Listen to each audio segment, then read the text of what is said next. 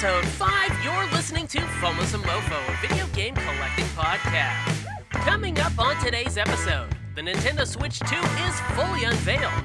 Mario Kart World's price raises concerns of corporate greed against Nintendo. And the new Marathon game gets a release date.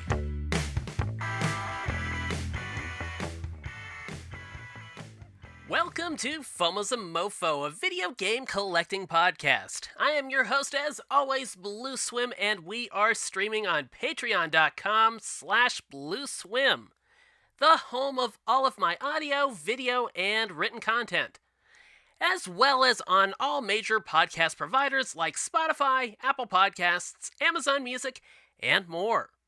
Basic membership to the Patreon is free, so subscribe now to get early access to all of my content at least a day before it goes live on other platforms. So we are going to jump right into things with the pickups and impressions for this episode. And we are starting off with a kind of a cult classic, a popular Zen-style type of game. I think there's also a Simpsons joke about Yard Work Simulator being a video game sometime back in the 90s or something like that. And it is Power Wash Simulator for the Switch. So this is a digital-only title. They have a physical release. I actually bought the physical release. And the price of that was maybe a little bit less than it tends to go on sale for on the eShop. And I hate doing the code in a box type games, but in this case, it was just advantageous since there wasn't a physical option out there besides going with the code in a box. And I've finally been sitting down and playing it a bit, and let me tell you, this is an oddly relaxing kind of game.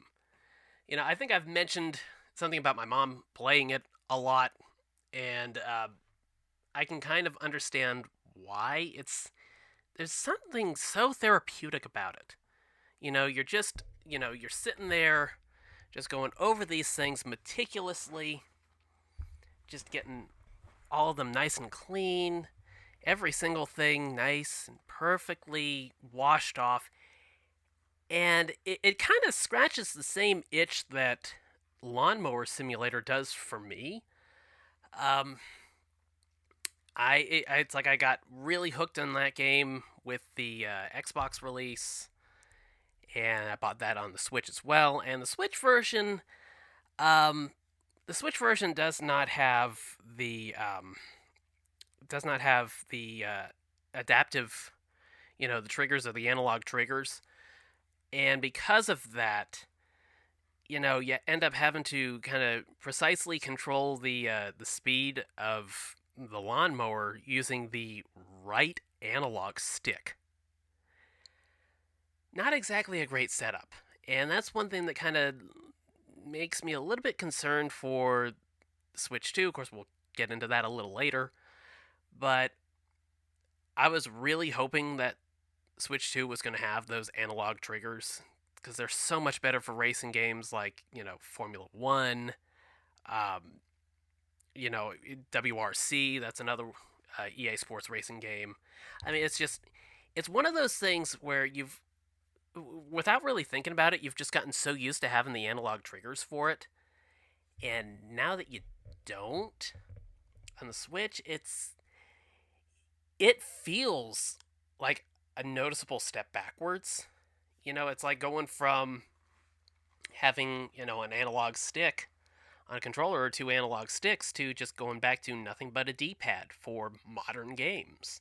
It's a noticeable step back. But anyways, I'm getting a little off track there.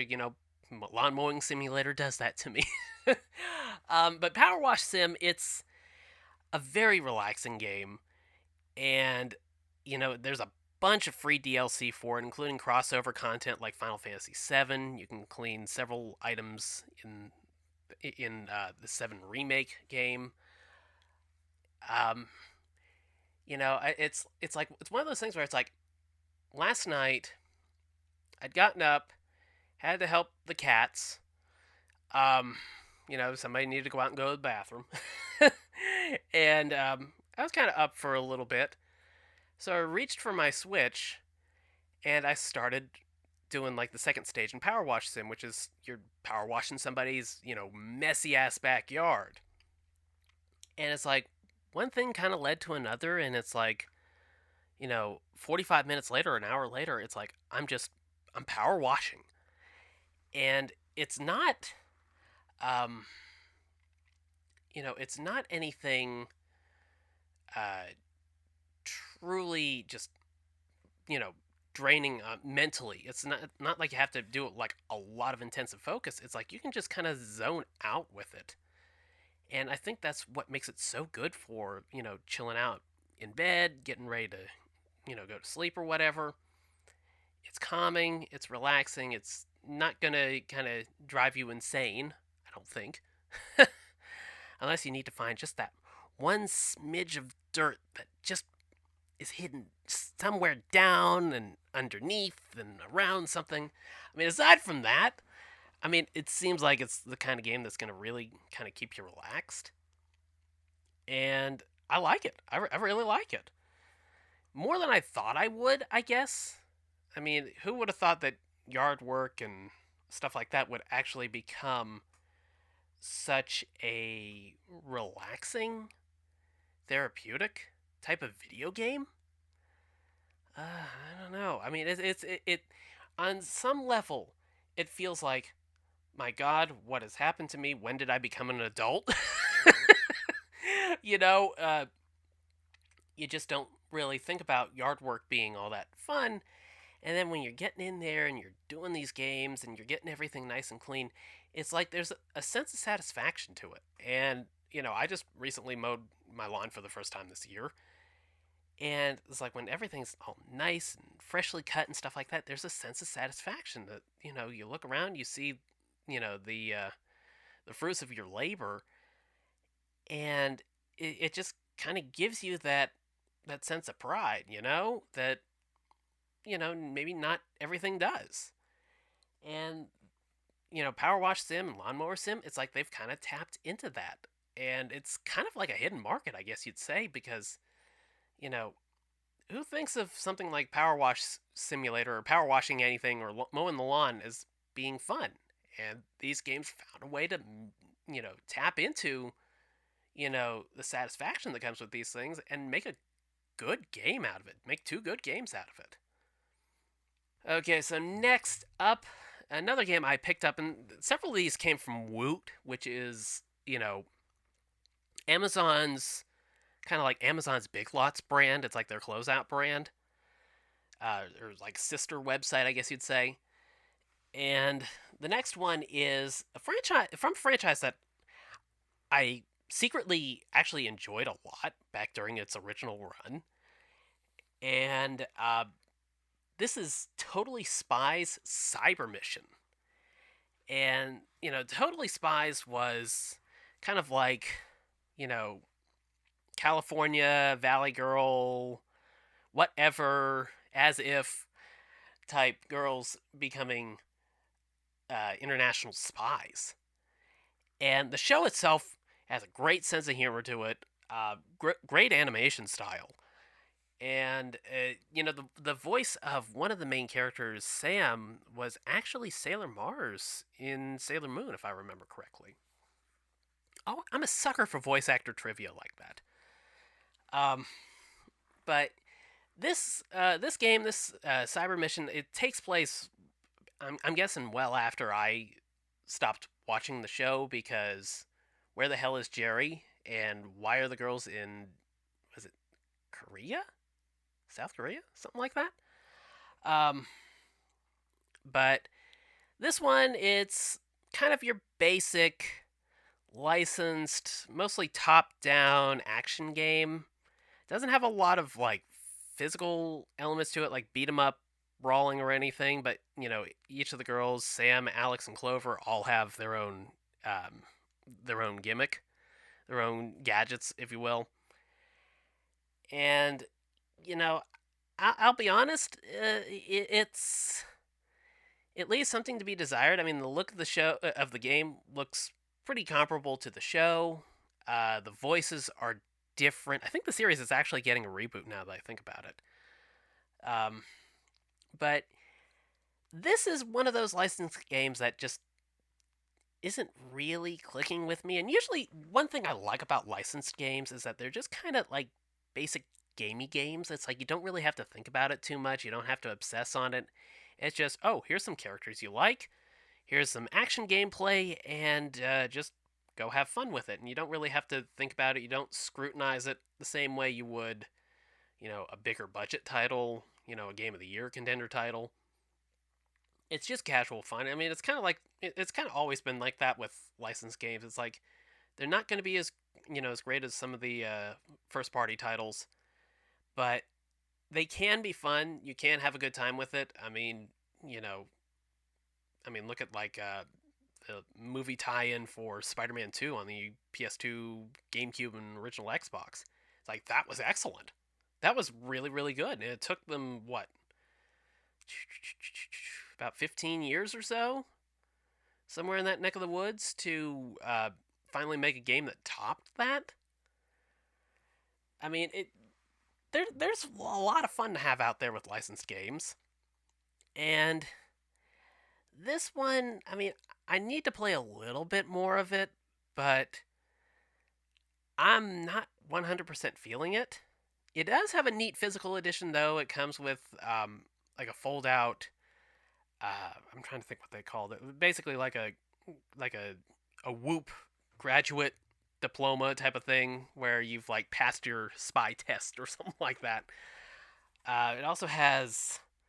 I'm trying to think. I know it has like a sticker sheet, and okay, I remember what the last thing was. It was like a holographic collector card, and overall for a physical edition, not bad. Better than a lot of games out there, but game itself just kind of leaving me a little bit cool.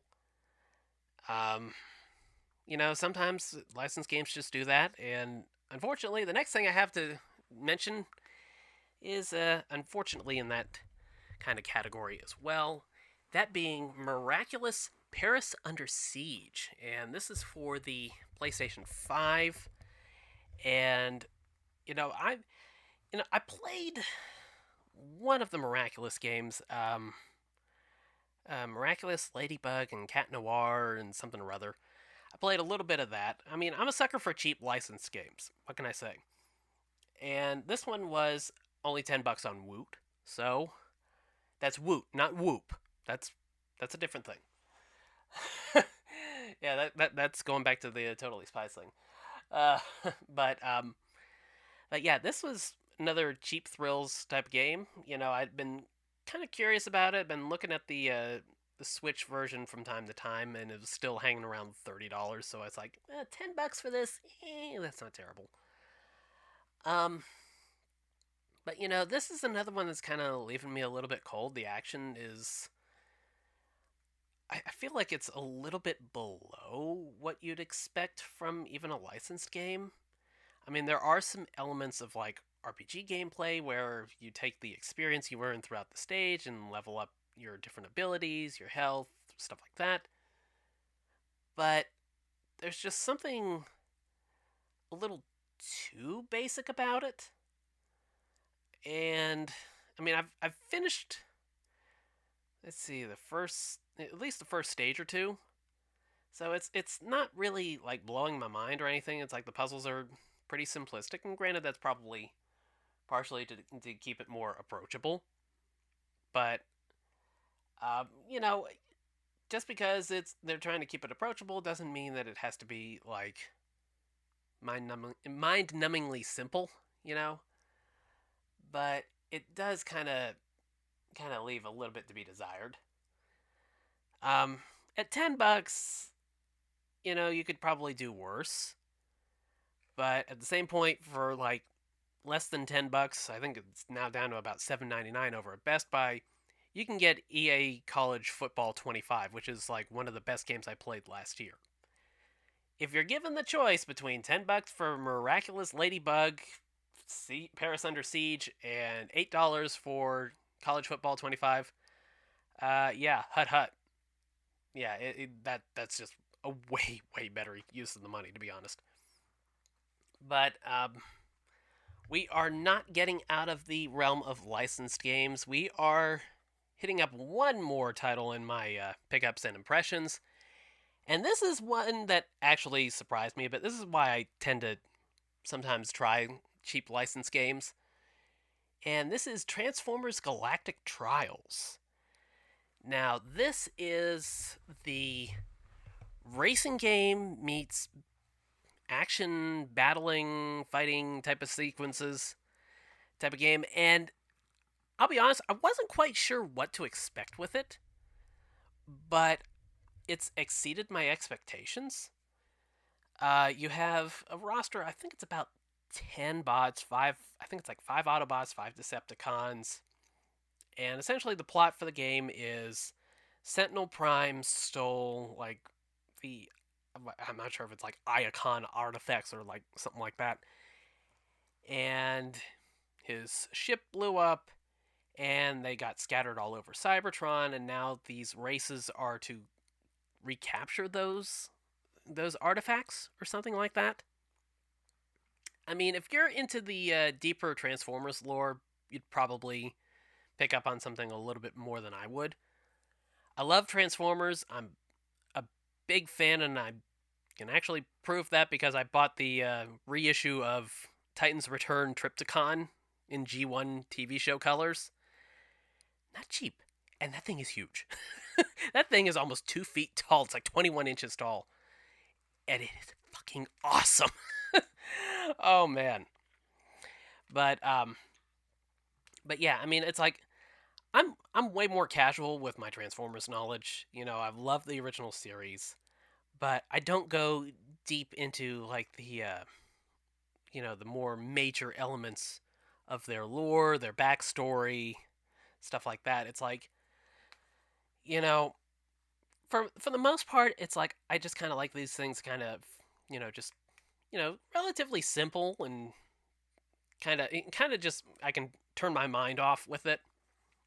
And the problem is when you kind of put too much thought into it, you end up with a show like the what is it, War for Cybertron trilogy or something like that on Netflix, where it is just prattling on and on and on about shit that you don't care about and you just want it to get to the fucking point, which seems to be like a trend with a lot of Netflix animated shows. That Godzilla anime from a couple of years ago, it's like I was just practically tapping my watch waiting for them to get to the fucking point. Didn't enjoy that one very much. But Galactic Trials itself, if you don't really care that much about the lore, you know it seems to be a surprisingly decent mix of the racing and the combat. The racing has, I think it has some combat elements to it. I played a couple of races with it, but it's like I've been so busy this week, my my knowledge of it is a little fuzzy. But the racing is, it's pretty quick, pretty intense. There's drifting in there. I believe there's combat elements as well, in addition to the action gameplay, which basically, you'll be racing through these stages, and you'll come to some sections where you need to transform, and you're fighting against, I guess like defensive turrets and maybe other bots themselves to try, your other racing opponents to try to slow them down. And I mean, it's one of those things where it's like it kind of works a little bit better than you're expecting it to. I mean, it's not exactly anything to write home about, but Woot has it for $20. I think that's a solid price for it. I mean, the cast is decent. You have Prime, RC, Bumblebee, I believe, Wheeljack, Megatron, Soundwave, Shockwave, um, and I'm trying to remember. There's another one. There was like one ninja character, like a ninja female Decepticon from the original series, and I can't remember her name. Nightbird, something like that. And she's playable in there as well. it's a good cast of bots, and each one has their own strengths and weaknesses. Obviously, if you're Megatron, you're just pretty much gonna knock everybody else out of the way because you're a freaking tank. And then when you get to the action sequences, that's going to be another area where you shine. But he's probably going to be a little bit slower if I remember correctly, just because of his size. I mean, it's pretty neat. I think if you like Transformers and you like racing games, it turned out a lot better than I think a lot of people would expect. Like I said, not mind blowing, but actually really decent. And for the $20 that it goes for on Woot, if they still have it, um, I'd say it's definitely worth considering.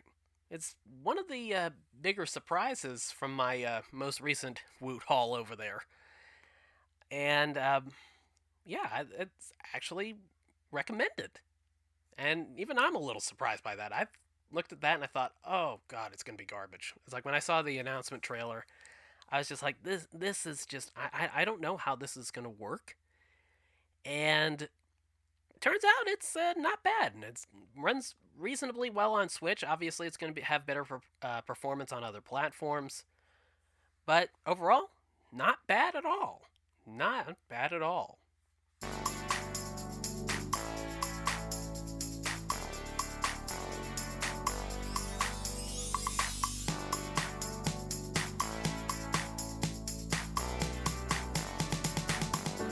Before we get to collecting news, let's take a little bit of a recap of what content has gone live on patreon.com/BlueSwim. And this week, the big deal was that I put up a 1,600 word column on the Switch 2 and everything we're going to get into in just a few minutes. But basically, the column is titled Nintendo is entering its American style corporate greed arc, and it is overshadowing the Switch 2. And, like I said, we're going to get into that in just a minute, but you can pretty much tell that, yeah, I'm not exactly thrilled with the decisions that they've made with regards to pricing. Coming up on the blog and on youtube.com/@BlueSwimTV will be the next episode of Gameplay Sessions, episode 4, which is a double header for MLB The Show 25. This is the PS5 version and the Nintendo Switch version all in one video. And I think it will show you a pretty good example of how the show is this year. It seems to be pretty stingy with base hits. Well, I mean, the video will kind of speak for itself. I mean, I'm not the best show player in the world. I'm not some god tier sports game player. I mean, I'm just intermediate, and of course, I suck with the plate coverage indicator, the PCI. But even at that, it's like this game is definitely not dishing out the steady base hits that you'd expect it to, and I'm noticing a lot of people complaining about it. But yeah, be sure to check that video out. It'll go live on the Patreon. It should be live by the time you're listening to this. It's actually processing as I'm recording. So it should be pretty much ready to roll once I'm done recording this. But, YouTube will get it on Monday. And after that, I'm thinking the next episode of Gameplay Sessions will probably be something to do with WWE 2K25, if I had to guess. After that, who knows? There's a lot of things that are kind of nipping at my attention, and only so many hours to record. So we will see how that ends up.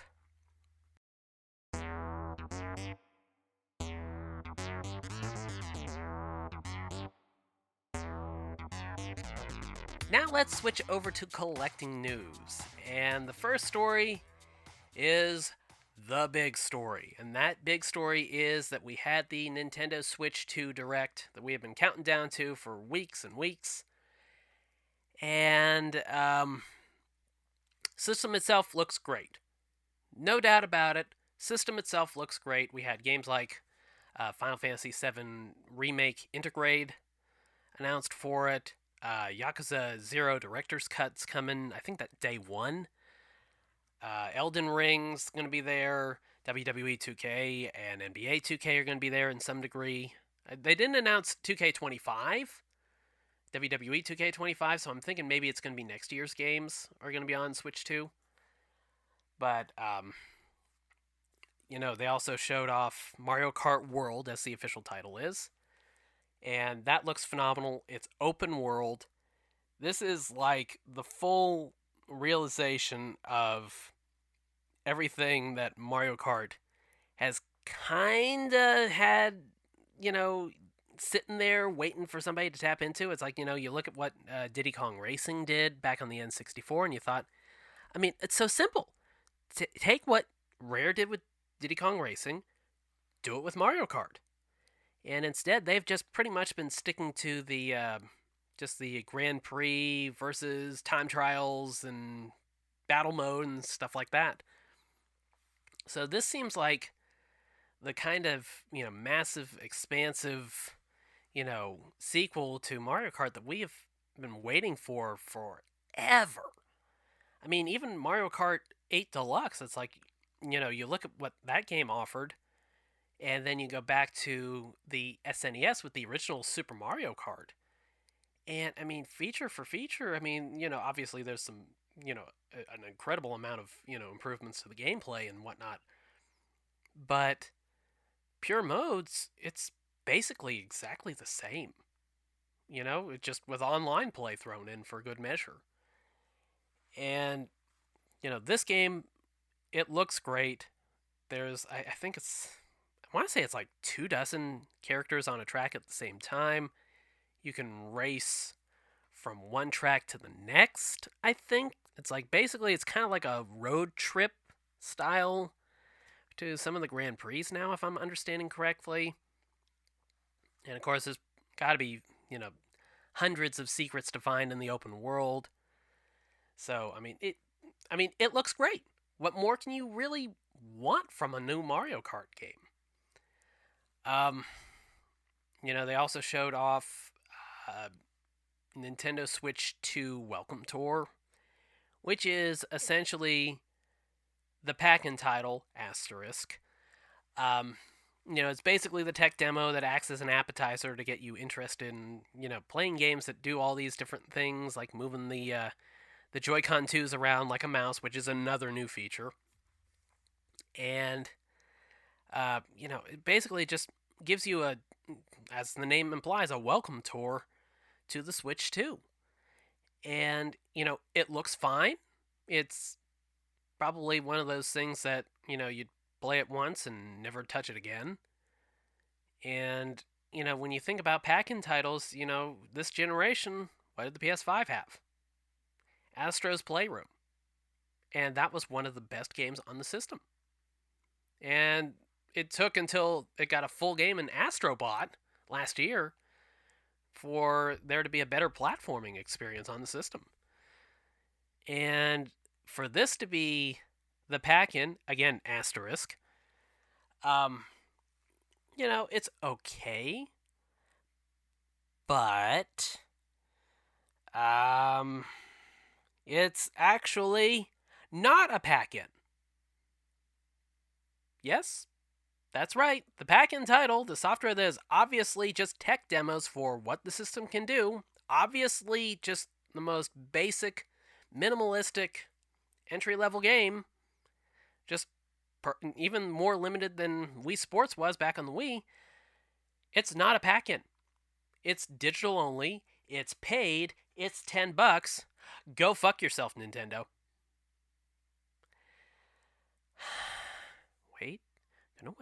Gonna wait before I get into that rant. There's still more to cover. Okay, so moving on, they also announced a new Hyrule Warriors game, Age of Imprisonment. And from my understanding, this is quote unquote a canonical tale. So maybe unlike with the last Hyrule Warriors game, where it was kind of like a what if scenario, This one is quite possibly actually going to tell story from the Breath of the Wild universe, and that's the exciting part. Of course, I mean we got baited and switched last time, so it's kind of one of those things where it's like I'm curious to see where they go with it, but I'm not exactly going to hold my breath on it actually being canonical story content, even though they're saying it's a canonical tale.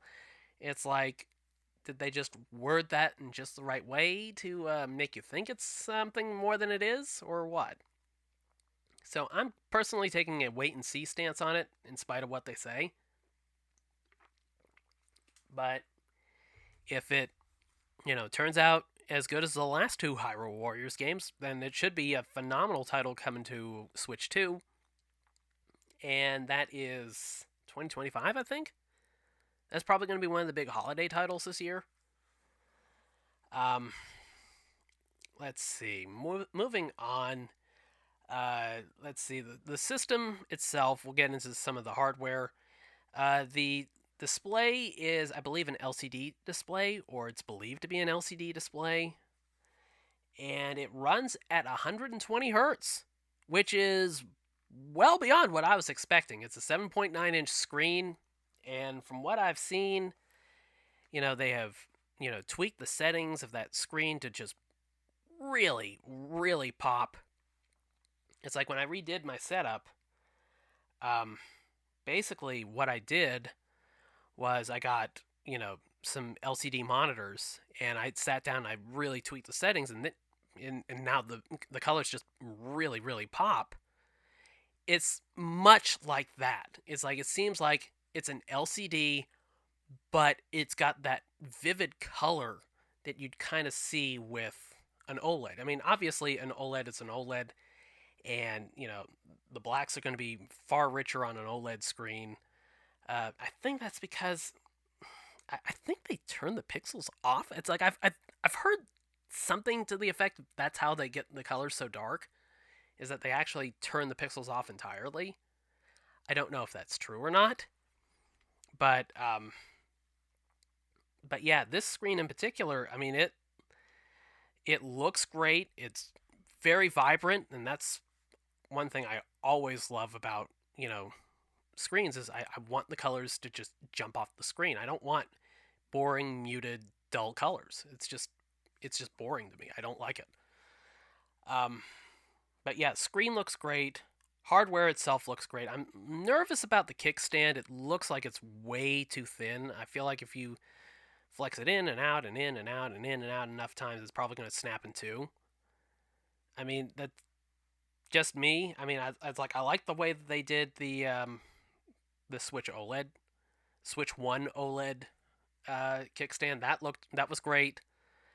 Um, this I'm worried about a little bit. Seems like it could potentially be a design flaw. I've heard somebody say it's plastic. I don't know if it is or not. If it is plastic and it's that thin, I'm kind of skeptical that thing's gonna last, dude. But we'll see. Time will tell. Um, the dock itself now has 4K support and a fan built in to help keep the system cool when it's doing 4K. And 120 hertz screen needs 120 hertz output. And when you have the system docked, you can output 120 hertz on some games like Metroid Prime 4 Beyond, which looks really, really good. Um, it's better than I was expecting from Nintendo, to be honest. I thought it was just going to be 4K 60. And, the fact that they've managed to get, enough horsepower in there to be running games that are, from side by side comparisons, somewhere between PS4 and Xbox Series S. Actually, maybe even a little bit better than Series S. They showed off Street Fighter 6 for Switch 2, and if you go out there and look at a side by side comparison between, like, there was like one screenshot of Zangief during his intro, I think, and you look at the character model on these Series S, And you look at the character model on the Switch 2, and Switch 2 looks better. And that's like an older build too. It's like I didn't see much of anything in the way of character shadows, so I feel like that's probably something that's going to work its way in a little bit later. But aside from that, it looked really, really good. It's like overall, I mean, I have no complaints about the hardware. No, about the actual specs of the machine. It seems like it's going to be very, very capable. You know, they showed off the C button on the new Joy Cons, which is basically for game chat or communications. And they're going to sell a Switch 2 camera that will, it's like a 1080p Switch camera that will be able to basically, I'm not sure if I guess it's through AI or some other software. It will detect, um, where you are in the screen, and or where you are and in your living room, and superimpose it on your screen. And if you're playing with friends, they can see your reaction while you're playing the game. And that's another new feature, is that it's going to have like the ability to see your friends' screens even if they're playing a different game. And certain games will have to have the functionality patched into it. But from what I've seen, it runs at a kind of a low resolution, a very low frame rate, and it's obviously to not take too many resources away from the system itself. But I think for, just basic, having fun with your friends and everybody's playing something different, I think it opens up some interesting possibilities. I bet it would be fun for battle mode in Mario Kart. But, the camera is going to be $50. That's not that unreasonable. There's a neat one from Hori that's shaped like a piranha plant, and the privacy shutter is basically the piranha plant closing its mouth. That looks so cool, but it's only 480p. It's just, why would you do that? Why would you put in such a low resolution camera into that? Don't you know that that's going to basically torpedo anybody's interest in it? It looks amazing. It looks just incredible, and I wish it was like an option for the not the built-in, but the main Switch camera. I wish it was like some sort of like like a little stand or something like that you could kind of fit the camera into. But being 480p, I don't know that that's exactly going to be a hot seller. But yeah, I mean, the communication functions look great. Apparently, they're using voice detection, so it can kind of like filter out some background noises. Like they showed a demo of somebody using a blender while their friend is playing a game, and you could barely hear the blender. I mean, it looks like Nintendo put some serious effort into the tech. I mean, there's just no room to argue with that element of it. It looks really, really good.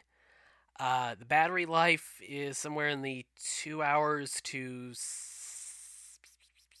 I want to say it's like 2 to 6.5 hours, depending on what you're playing. Which,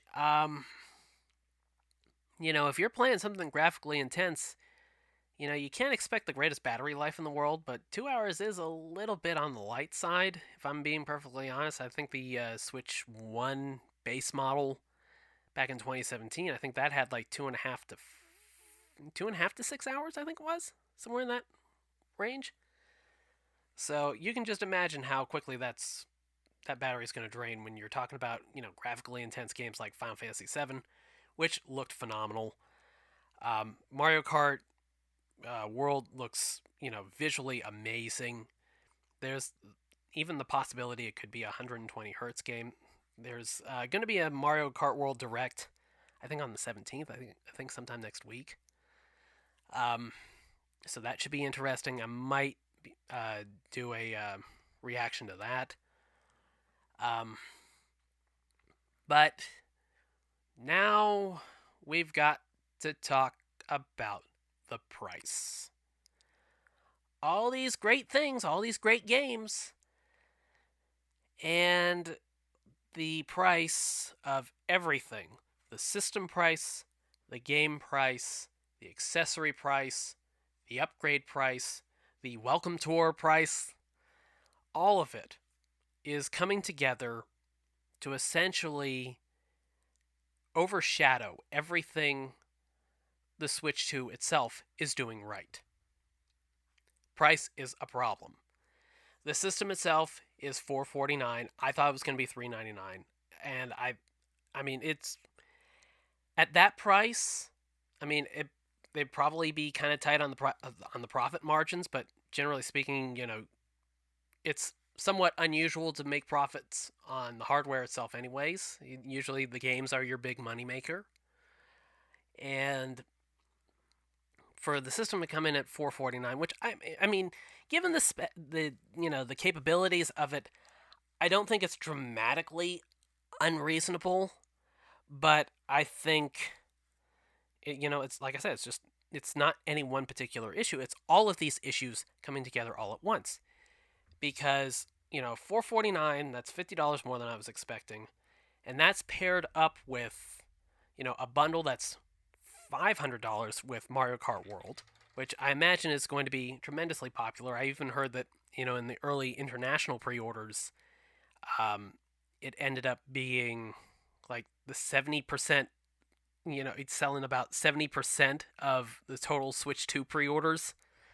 So I mean, no surprises there whatsoever, because that bundle, at least in the U.S., that $500 bundle gets you a $30 discount on the $80 Mario Kart World. Okay, I thought, with Switch 2, they're probably going to go up a price bracket. They go from $60 pretty much base price to $70 base price. And they did. I mean, Donkey Kong Bonanza, which was the 3D Donkey Kong game that I forgot to mention, that looks great. That's like a $70 game, I believe. And that's coming out mid-July? July 17th, I think? Something like that. $70, you expect it. It's a new generation. We're kind of used to $70 games already because of the PS5 and the Series X. But I don't think anybody had it on their bingo card that it was going to be $80 for Mario Kart. And that is, I mean, that is a steep asking price. I mean, we all know it's going to be great. We all know, I mean, the possibility of that game being a total dud is probably under 1%. I mean, it's going to be pretty much a surefire hit. But when you get up to a launch game, a big launch game, being $80, I mean, granted, I know when I was growing up, there were a lot of games that were around that price. My mom even remembers paying like $70 or $80 for Super Godzilla back on the Super Nintendo. And she'll mention that from time to time when the subject of game prices comes up. She'll be like, "I paid $70 or $80 for that."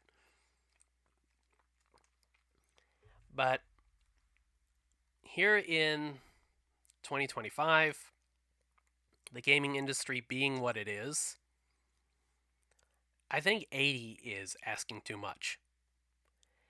And that's also paired up with Welcome Tour being $10 when it should have been free.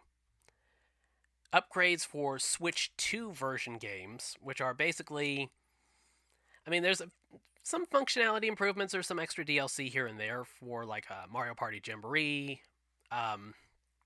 There's like some sort of app functionality for the Switch 2 version of Breath of the Wild and Tears of the Kingdom. But by and large, the Switch 2 versions are just basically, up-resed, performance updates. And those are $10 too. At least $10. I mean, it's the pricing seems to be um, kind of questionable, kind of a case by case type of thing. But I think it's going to be about $10 at least.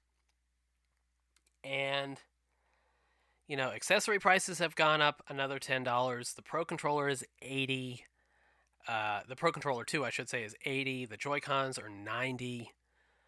Um, it's like everything has gone up.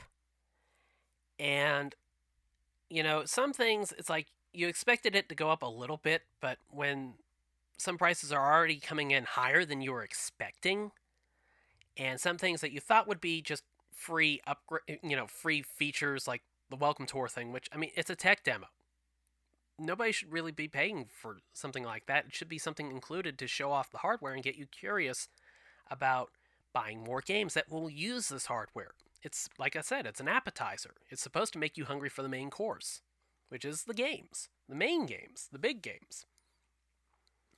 And, the Switch 2 upgrades, it's like the Switch 2 version upgrades. It's like, the reason why you see a lot of free upgrades on PlayStation and on Xbox is because it's basically customer retention. You give them the newest version of the game, so that will entice them to play it on their new, more powerful hardware and invest that money that they would have spent on like an upgrade on things like DLC, because then it just kind of like gets them, kind of turns the heat up a little bit at a time, just a little bit more, and next thing you know, the lobster's boiling. And charging for the upgrades. And granted, it seems to be like the upgrades are charged on like a developer by developer basis, because I think there was I'm trying to remember what game it was, but I think some developer already came out and said that their update is going to be free. I think Nintendo said there were going to be some free updates for Switch 1 titles, for some Switch 1 titles.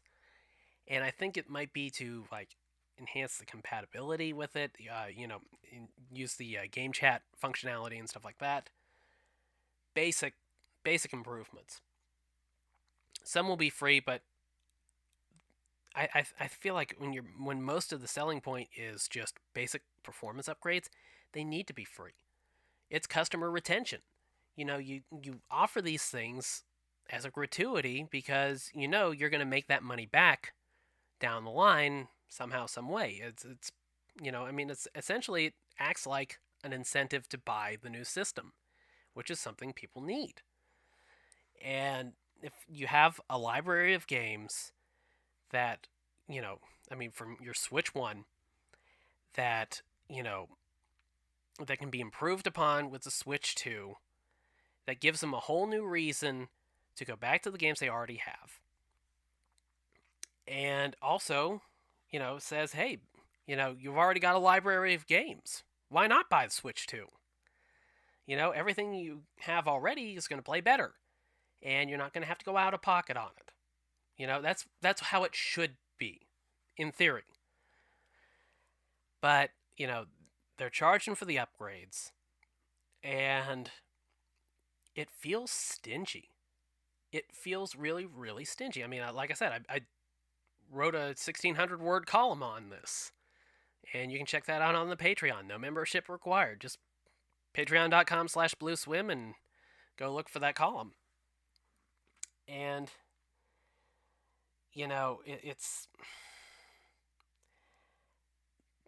there's just something about it that just doesn't sit right, and it's just all of it combining together into this big problem for Nintendo that has, quite frankly, dominated the conversation on the system. We aren't all talking about the Switch 2 being amazing and incredible hardware and, ooh, that new Pro Controller looks neat and the screen looks great and stuff like that. I mean, I'm talking about this because I'm trying to recap this stuff off the top of my head. But generally speaking, the conversation around Switch 2 revolves around the prices of everything. Systems $50 too much, plus Mario Kart World being $80, plus the Joy-Con, Joy-Con 2s being $90, plus the Pro Controller being $80. And granted, you can use your Switch 1 accessories with Switch 2, I believe. That helps. But it's like all of these things it's like you're just looking at the price tag and it just keeps going up and up and up and up and up and up. And you haven't really even, you know, invested much of anything in the games. If you buy the bundle, you buy a second set of Joy-Cons or a Pro controller to go along with it. It's already almost $600. Uh, if you want to play Street Fighter, there's another $60 on top of that. I mean, thankfully that one is that one's going to have the DLC included with it. I think years 1 and 2, but the paid upgrades for Switch One, like for Breath of the Wild, it doesn't include the DLC. It feels stingy. It feels greedy, and that's just completely distracted from the system itself, from everything the system is doing right. And it's just not sitting well with me. I mean, I know systems are expensive, but generally speaking, Nintendo's been the more value-oriented first-party hardware manufacturer. They always try to keep the cost of their systems down. It makes it easier for kids to say, "Hey, mommy, I want a Switch 2." Okay, it's only $100 and something or other dollars. We'll get that for your birthday, maybe. I mean, it's not as ridiculous as going, "I want a PS5," and it's like $500 if you want the good one with the disc drive. Or even more if you did what I did recently and get the PS5 Pro. Oh boy. Probably shouldn't have bought that. But I love it. Yeah, I mean, it's just, cost is just dominating the excitement. And and Nintendo seems to be doubling down on it. There was a quote from Doug Bowser that said, "Some people may not be able to afford the Switch 2's price point. That's why we wanted to make other Switch platforms available." So essentially, if you can't afford a Switch 2, go buy a Switch 1. And there was some quote from one of the Xbox executives, Don Matrick or something like that. I'm trying to find it real quick. Yeah, Don Matrick, who was basically talking about the Xbox One and how not everybody has like a steady online connection. This was back when the Xbox One was announced to have, or announced to require, a constant online connection. And the quote was, "Fortunately, we have a product for people who aren't able to get some form of connectivity. It's called Xbox 360. So, yeah, people have been recycling that quote in response to the Doug Bowser thing. And, I mean, they're not wrong. I think Nintendo's getting greedy, and I think it's going to bite them in the ass. I mean, obviously, Switch 2 is going to be successful to a certain degree. Launch window, no doubt about it. Probably going to be very hard to find. Probably going to be hard to get a pre-order in. And we haven't even talked about the tariff stuff yet.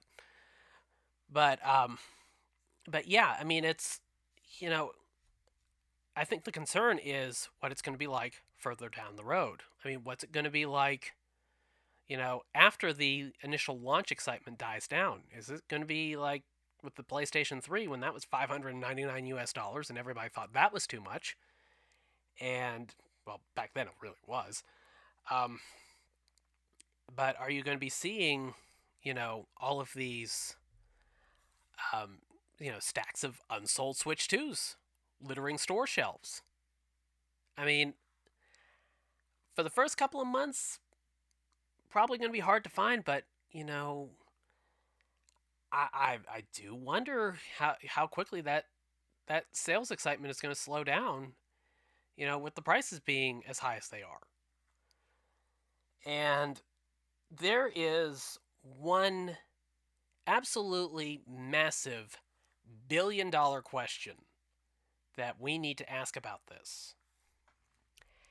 And it is, what if Grand Theft Auto 6 is only $70. Because when you look at Mario Kart's price and it is $80, and they're saying, oh, it's a premium product, and there's going to be variable pricing involved and stuff like that. What if Grand Theft Auto 6, the most anticipated game of the modern era, is $10 cheaper than Mario Kart World? What then? What it would show is Nintendo got greedy. And the biggest game of the generation, by far, is $10 cheaper than a sequel to a very popular racing game. One of the most popular racing games of all time. I think the best-selling racing game of all time, pretty much. 65 million units for Mario Kart 8 in its various forms. I mean, is Mario Kart World Grand Theft Auto 6 good? And I mean, there's no way that Rockstar aren't looking at the reaction to Mario Kart being $80 and saying, well, you know what? I mean, I know people are expecting $100 price tag for GTA 6, but maybe just coming in at $70 would probably be the right thing. And you know what? I think it would absolutely be the right thing. I mean, Grand Theft Auto essentially has the potential to expose Nintendo's greed. And it is greed. There's just no two ways about it. It's not simply a reaction to the economy. It is pure corporate greed. Because why wouldn't they be greedy about this? Why wouldn't they price things a little bit more than some people think they should? Look at the success they've had with the Switch 1. 150 million systems sold. Still not done. It's going to break the PS2's record. It's just a matter of when. And there hasn't even been a permanent price drop with it. It's kind of frustrating. Because it just seems like, all of the excitement that we should be having about the Switch 2 is getting just derailed entirely by conversations about the cost. Now, granted, when it comes to cost, we do have to talk about the tariffs, which basically 2 days after the Switch 2 Direct, President Trump announced that there was going to be a 48% tariff, something like that, on Vietnam, which was where the Switch 2 was manufactured, or is being manufactured. Apparently, back in 2019, Nintendo had moved some factories, or a good portion of their factories, out of China to Vietnam to avoid tariffs.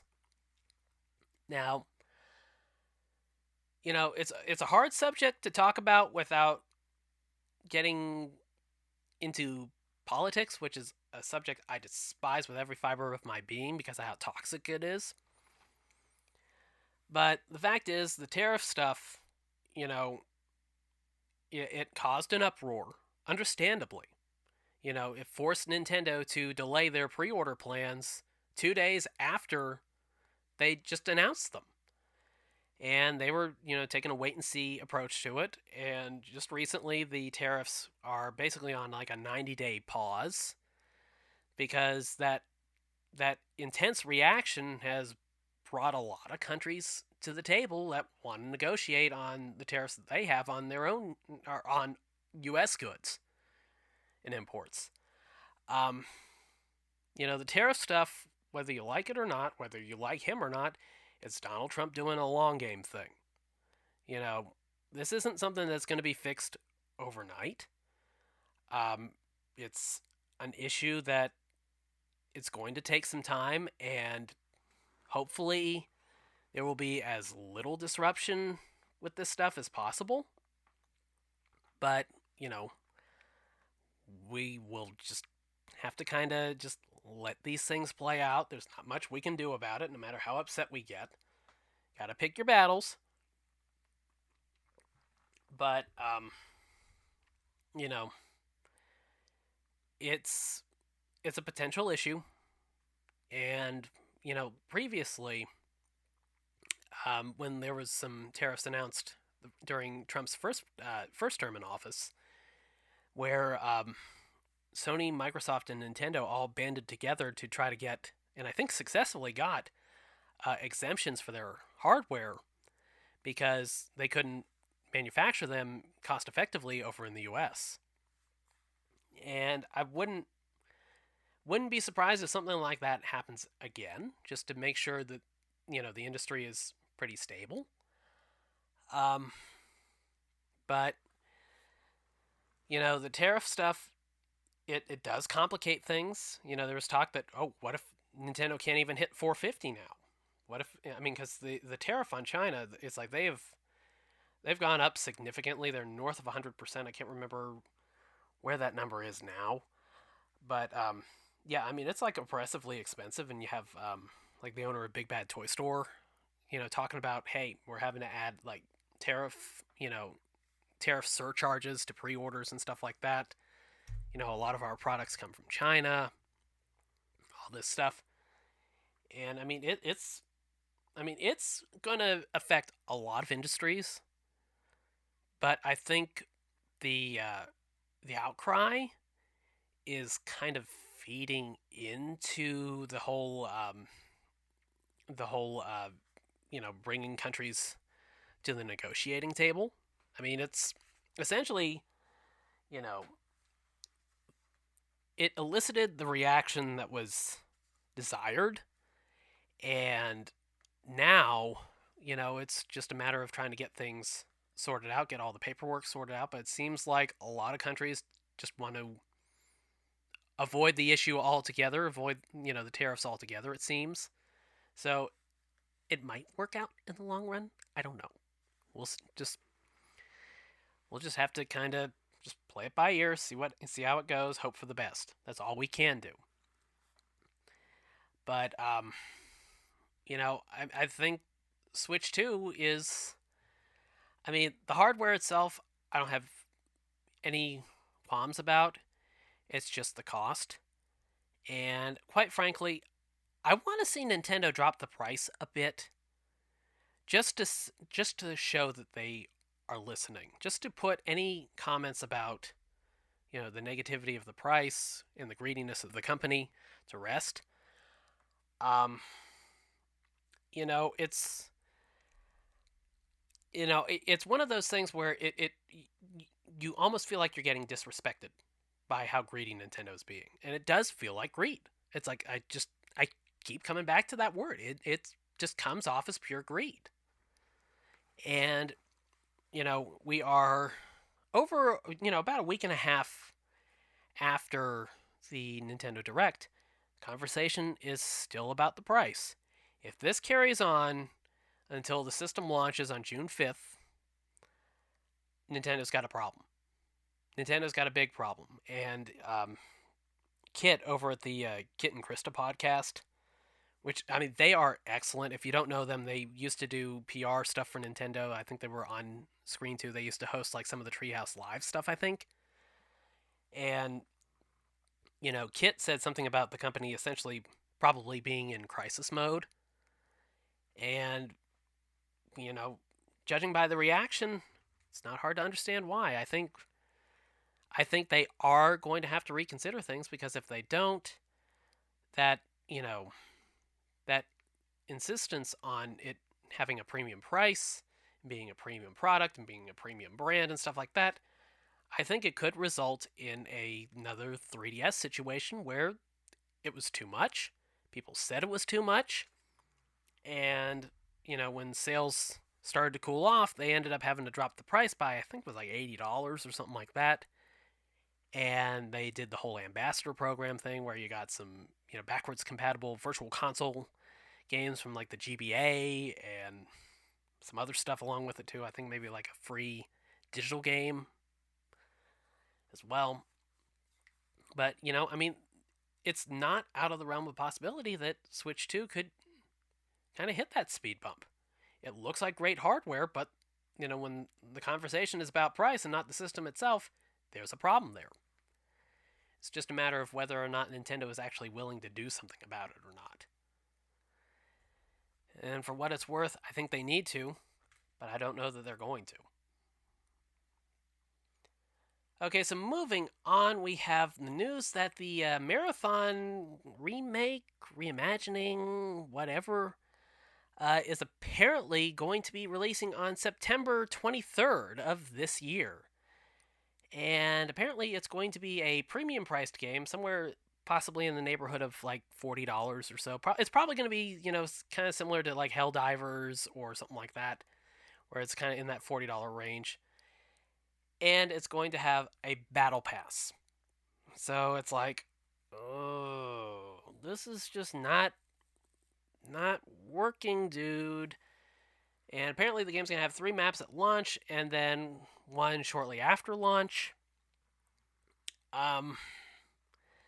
If I'm understanding this correctly, I think the game's basically multiplayer focused. I don't know that it has a single player in it or not. But if it's multiplayer only and they're charging a premium price for it, well, I mean, look at Concord.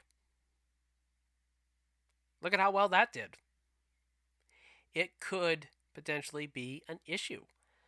And I mean, I understand that you need to recoup your costs. I'm not saying you can't be a for-profit company. I understand the business behind a lot of these decisions, but you also need to balance what's right for your company and what's right for your consumer.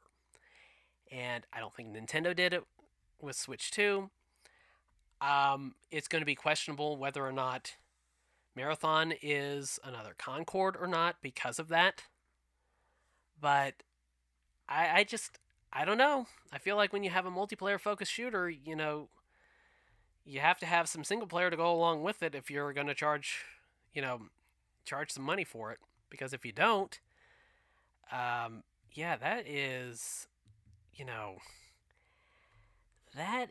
not very good. I mean, there's just no real incentive there. I mean, not everything's going to be Helldivers 2. You have to assume your game's going to be Concord. You don't assume the best, you assume the worst and hope for the best. And if Marathon, doesn't amaze at launch, guess what? It's going to be a fucking problem. And that game is going to end up being another Concord. It's got to nail it right out of the gate if you're going to slap a price tag on it. If it's free to play, people are willing to be more patient, because there isn't as much. There isn't any money on the line. It's just time. And if good word gets around and updates happen, that can improve the reputation of your game, get people reignited or get their excitement reignited, and good things can happen. But you can't bank on your game being a success. You have to assume it's going to be a failure. At least in the competitive market of shooter games and free to play games and mobile games and stuff like that.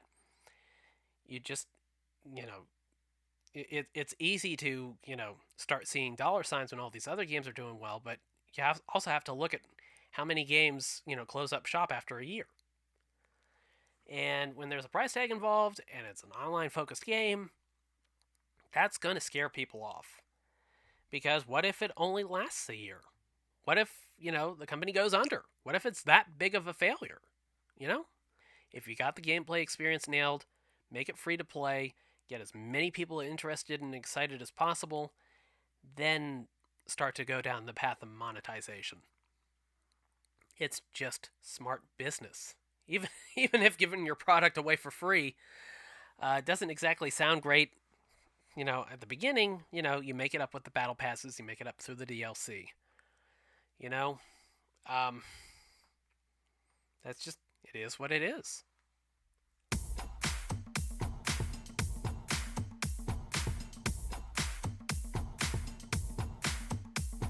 Moving over to the community mailbag, and we have got a stuffed mailbag this week. Thank you very much to those who have contributed.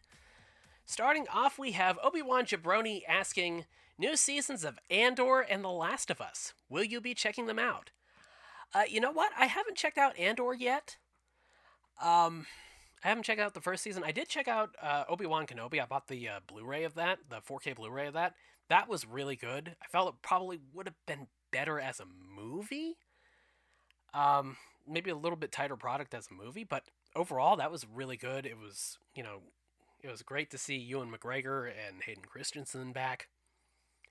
Um, and or it obviously it could be interesting. I've heard good things about it. Disney Star Wars tends to leave me a little bit cold. I, I mean, Rogue One, I watched it. I've watched it a couple of times. I jokingly refer to it as Rogue No One Lives. um, it's like almost every character they introduce throughout the movie basically doesn't make it to the end credits. So it's like you just kind of end up feeling like, what was the fucking point of this? um, but if my path crosses with Disney Plus and it's on there, yeah, definitely I'll check it out. The Last of Us, I actually have The Last of Us Season 1 on Blu-ray. I got it during Black Friday for like $10 at Target or something like that. I haven't gotten around to that. Um, I've kind of been saving that until after I play the game, and I just haven't. And I've never played Last of Us in any of its forms. I bought it like two times, two different times, and I just haven't gotten around to playing it yet. It's not, it's not that I think it's bad or anything like that. I know it's supposed to be excellent, but it's just there's just so much going on, and sometimes it's hard to squeeze in a 20 or 30 hour action game in there. I wanted to play it last year. I never got around to it. But I've heard good things about the show, and of course Pedro Pascal's in there, and he did a great job with it. Um, it's. I mean, it's on my to-do list. It's just a matter of when I get around to it.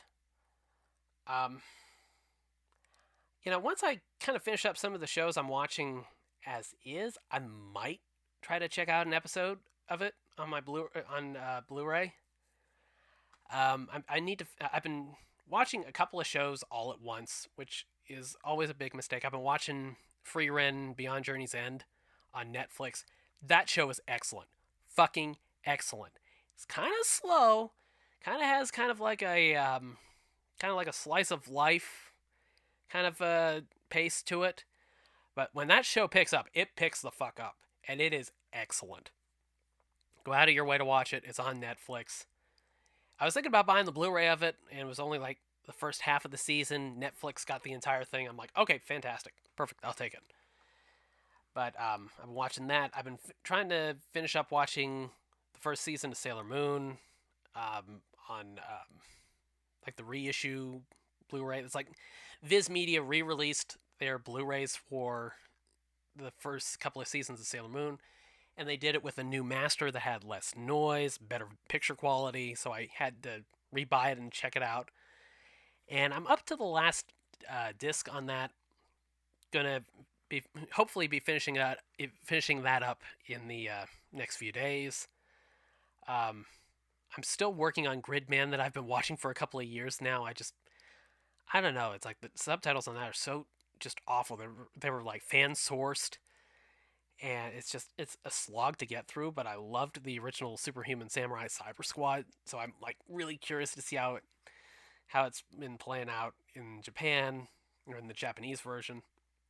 And I've enjoyed the show itself. It's just that the subtitles are just awful. But yeah, I mean, once I get some of those out of the backlog, I'll probably check out at least the first episode or two of Last of Us. As far as season 2 goes, I've heard it's going to be kind of controversial if it's based on this Last of Us Part 2. But I'm going to kind of see how it goes with the Last of Us. I'll probably play a little bit of the game too, leading into the Blu-ray. But yeah, it should be interesting. Obviously, it's going to be good. It's just a matter of whether it kind of fits my taste or not. Because it's like I don't tend to go for a lot of the gritty horror stuff anymore. It's like when I was a teenager and in my 20s, it's like, oh, fuck yeah, violence! Watching, like, Halloween or, Friday the 13th or something like that. I mean, it was like that was a lot of fun back then, but it's like as I've gotten older, it's just like I appreciate some of the more mellow stuff, some of the more relaxed stuff, less serious stuff. Life is serious enough as it is. Don't want to add to it. Next up, Kiryusha asks, Switch 2 GameCube games you want. And that's another thing I forgot to mention, that GameCube is coming to Switch 2 via Switch Online Plus expansion pack. And they announced several games, Legend of Zelda Wind Waker, Soul Calibur 2, which, that version on the GameCube has Link as an exclusive character. That's phenomenal. I'm so glad to see that's going to be a part of it.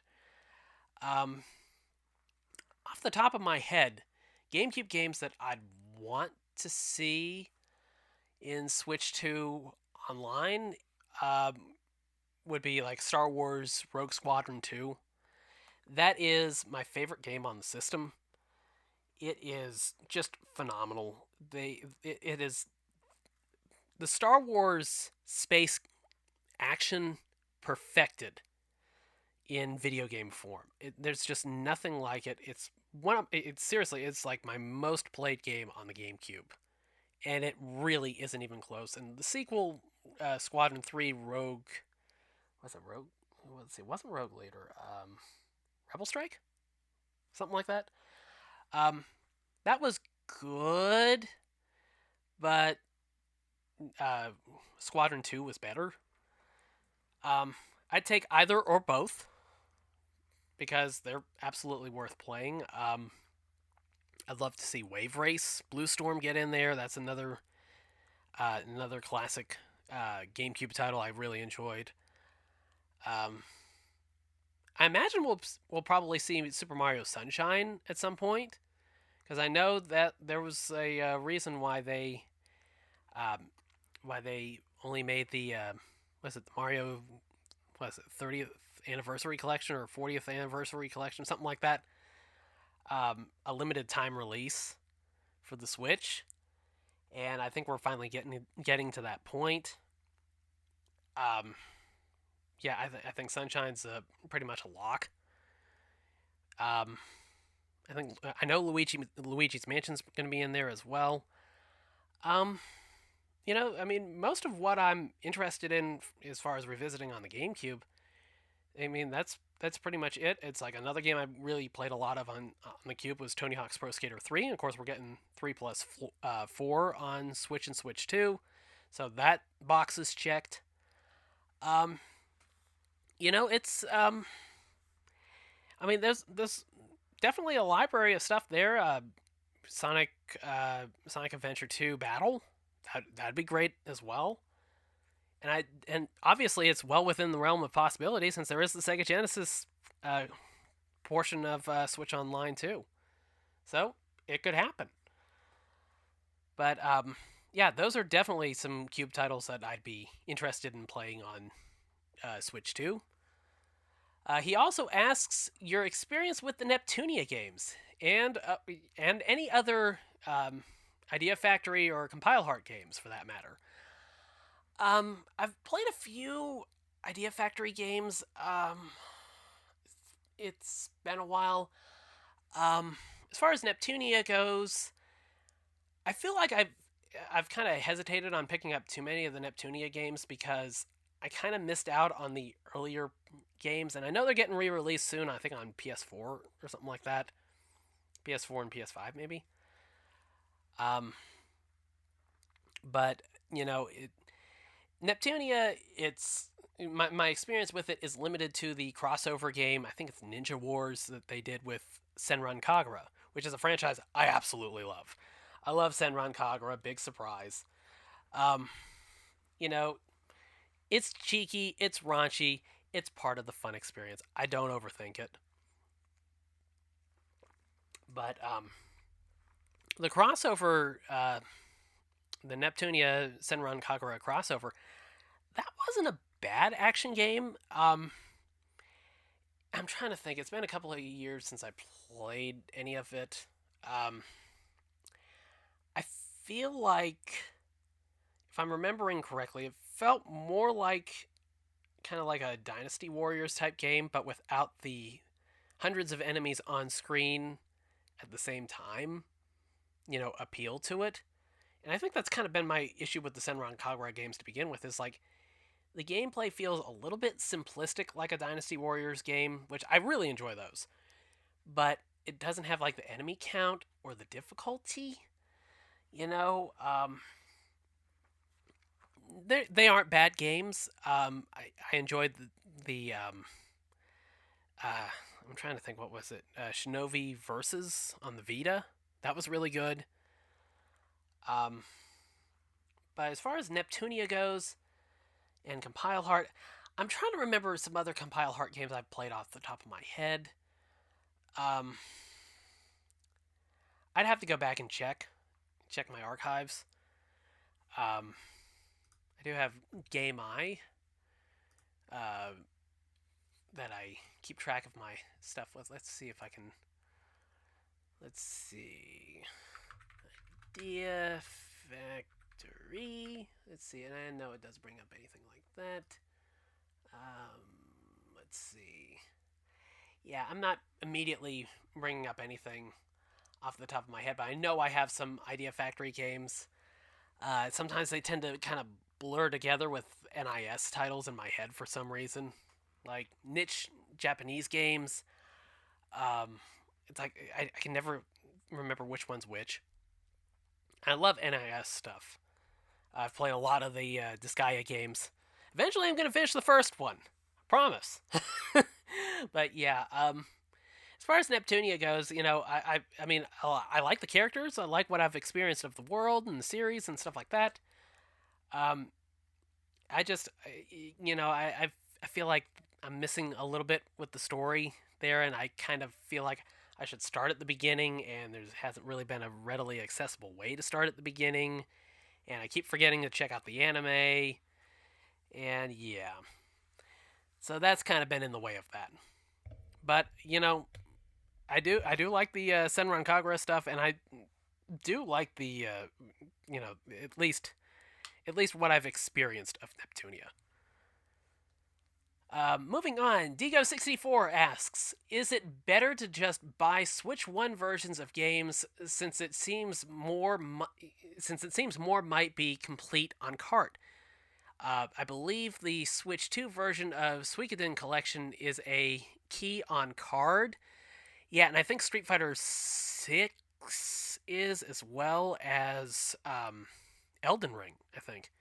So it's like when you get to the point where it's like just a digital game with a key on a card, and I keep forgetting to look into like how that's going to work, if you need to have the cartridge in order to play the digital version, or if you have the key, the game card, and you download the game, if you just get the digital version of the game and that's it, and you don't have to worry about it. I'm kind of curious about it. I know there's some resale potential with it. Judging by what we've seen with the the DLC for Zelda Breath of the Wild not being included with the Switch 2 versions, I think you're probably just as good off, getting, I think there were some physical releases where it had the game and the expansion pass on card. I think there was something like that for Mario Kart 8 Deluxe as well. Maybe some others. I'm trying to remember off the top of my head. Maybe Splatoon had one somewhere. Maybe.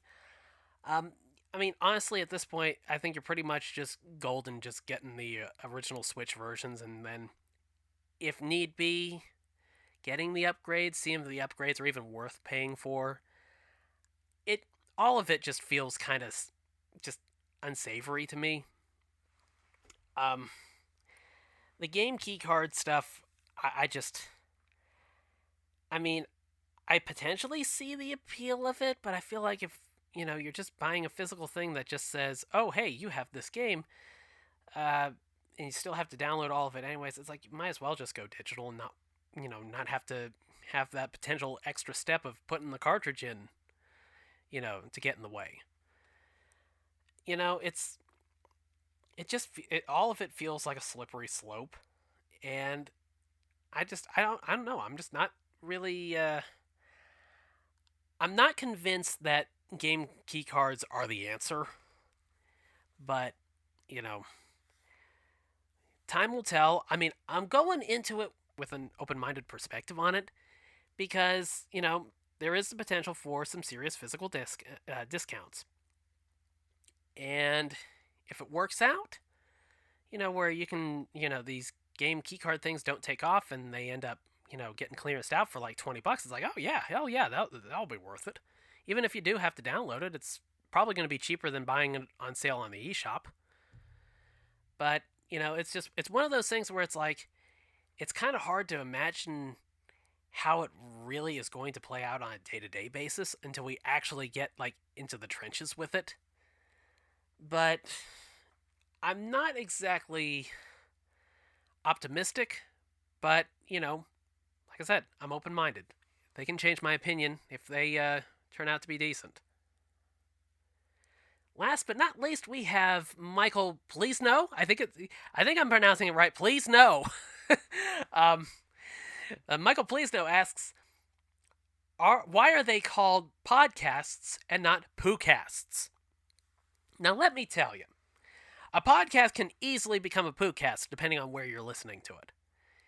Now, if you have, like, a really bad experience at Taco Bell and you are just always on the can for, like, most of the afternoon or most of the evening, might as well toss on, like, some, Insight with Chris Van Vliet or something like that. Or FOMO's a MOFO, a video game collecting podcast, hosted by yours truly. Yeah, I mean, it all depends on the location. A podcast can easily become a poocast. I think it's just all a matter of what your needs are at that specific moment in time. If you're running around the block, exercising at the gym, something like that, driving to work, it's definitely a podcast. If you're dealing with some digestive issues, it's most definitely a poocast. And hopefully this show isn't a poocast, even if you are listening to it at the gym or in the car or something like that. Hopefully it's not a poocast.